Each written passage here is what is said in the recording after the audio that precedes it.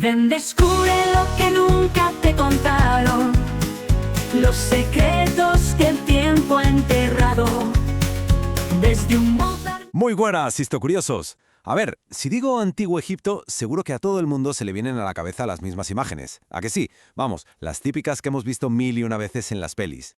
Pues eso, faraones que lo pueden todo, maldiciones súper misteriosas que caen sobre los pobres arqueólogos y, cómo no, la imagen por excelencia, miles y miles de esclavos, ¿verdad?, arrastrando bloques de piedra gigantescos bajo un sol de justicia para levantar las pirámides. Pero, ¿y si os digo que gran parte de todo eso es básicamente una invención de Hollywood? Pues sí, agarraos porque hoy vamos a bucear en la historia de verdad para descubrir un antiguo Egipto que es, de lejos, mucho más complejo y alucinante de lo que nos han contado. Venga, vamos a empezar por el plato fuerte, por el mito de los mitos, la construcción de las pirámides. Y ya os adelanto, id olvidando los látigos y las cadenas. A ver, la arqueología aquí es tajante, ¿eh? No existe ni una sola prueba, ni una, de que hubiera esclavos construyendo las pirámides. Todo lo contrario. Lo que sí se han encontrado son las tumbas de los propios obreros. Y esto es clave porque demuestra que eran trabajadores libres, contratados, y a los que se les pagaba, seguramente en forma de comida, cerveza, y ojo, con el derecho a ser enterrados con dignidad cerca de las pirámides. Eso, para un esclavo, era simplemente impensable. Y es que la escala de la obra era una locura. La Gran Pirámide de Giza, estamos hablando de unos 2,3 millones de bloques de piedra, cada uno pesando más de 2 toneladas. O sea, esto no lo hace gente sin más. Esto fue una obra de ingeniería brutal llevada a cabo por equipos súper organizados de obreros cualificados. Claro, que fueran libres no quiere decir que todo fuera perfecto, ni mucho menos. Fijaos, en el año 1152 a.C., los artesanos que estaban currando en las tumbas reales de Deir el Medina, pues dijeron, hasta aquí hemos llegado. Se plantaron. ¿Por qué? Porque su salario, que se pagaba en comida, no llegaba. Y dejaron por escrito su queja con palabras tan directas como estas. Y esto, amigos y amigas, es importantísimo, porque lo que hicieron fue organizar la que se considera la primera huelga de la que tenemos constancia en toda la historia. La primera. Marcharon, protestaron, exigieron lo que era suyo y ¿sabéis qué? Funcionó. Consiguieron que les pagaran. Esto es algo que los esclavos no hacen, lo hacen trabajadores que saben lo que valen. Vale, dejamos a los constructores y vamos a fijarnos ahora en los que mandaban, en los gobernantes, porque ahí también vamos a encontrar sorpresas y personajes que rompieron todos, pero todos los esquemas, empezando por una mujer que se atrevió a reclamar el título más poderoso. Su nombre era Hatshepsut, y a ella no le valía con ser regente, con gobernar en nombre de otro, que va, ella fue a por todas, asumió todos los títulos, todos los símbolos y toda la autoridad de un faraón hombre. Y gobernó durante más de 20 años en una de las épocas de mayor paz y prosperidad de Egipto. Casi nada. Y la pregunta es, ¿cómo lo consiguió? Pues con una estrategia política y religiosa que fue sencillamente brillante. Para empezar, dijo que era hija del mismísimo dios Amón. Luego adoptó toda la parafernalia masculina, incluida la barba postiza que llevaban los faraones. Y en vez de meterse en guerras, se dedicó a traer riqueza con el comercio y con proyectos de construcción enormes. Una auténtica maestra de la propaganda y, desde luego, una gobernante fuera de serie. Bueno, y si Hatshepsut trajo orden y prosperidad, ahora vamos al extremo opuesto, al caos de Akenatón.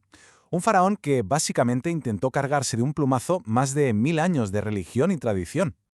A ver, la historia es que Akenatón un buen día decidió que todos los dioses de siempre, Amón, Ra, Isis, todos, pues que ya no valían, que solo había un dios de verdad, Atón, el disco del sol.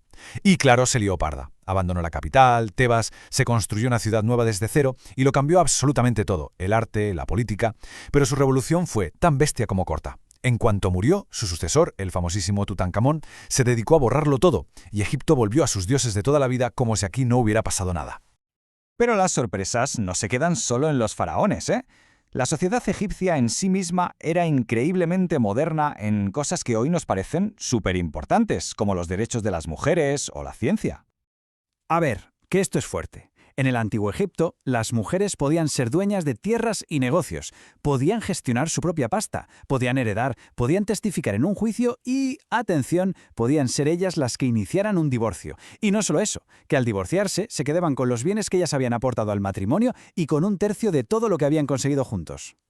Para que nos hagamos una idea, una mujer en Egipto hace 3500 años tenía más independencia y derechos legales que muchas mujeres en Europa o América hace apenas un siglo. Dicho así suena increíble, pero es que es la pura verdad.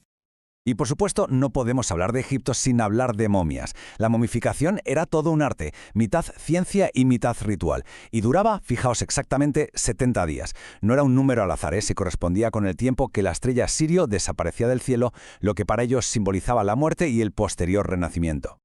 El proceso era súper metódico, casi científico. Les sacaban el cerebro por la nariz con unos ganchos, les quitaban los órganos internos, bueno, todos menos el corazón, que lo dejaban. Luego cubrían el cuerpo con natrón, que es una especie de sal, durante 40 días para secarlo por completo. Y lo más alucinante es que perfeccionaron todo esto a base de prueba y error, sin tener ni la más remota idea de lo que eran las bacterias. Muy bien, pero ¿cómo sabemos todo esto? ¿Cómo hemos podido conocer con tanto detalle una civilización que desapareció hace milenios? Bueno, pues la respuesta es que durante mucho tiempo no lo supimos. Resulta que, cuando el antiguo Egipto cayó, el conocimiento para leer los jeroglíficos se perdió por completo. Durante más de 1000 años, todos esos templos y papiros llenos de inscripciones estaban ahí, pero eran mudos. Eran dibujos preciosos, pero nadie en el mundo sabía qué significaban. Hasta que llegó el año 1799. Unos soldados de Napoleón encontraron una piedra, la famosa piedra de Rosetta, que tenía el mismo texto escrito en 3 idiomas diferentes, y uno de ellos era el griego antiguo, que los expertos sí sabían leer. Ahí estaba la clave. Fue como encontrar un diccionario. Finalmente, en 1822, Jean-François Champollion descifró el código, y de repente, después de siglos de silencio, el antiguo Egipto volvió a hablarnos. Así que la próxima vez que veáis una peli de momias y faraones, acordaos de esto. La realidad es infinitamente más interesante que el mito.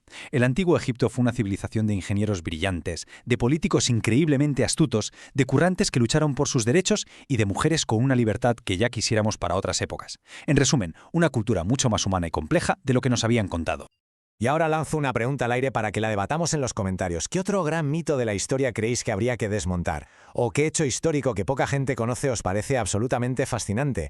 Dejad vuestras ideas por ahí abajo, que tengo muchas ganas de leeros.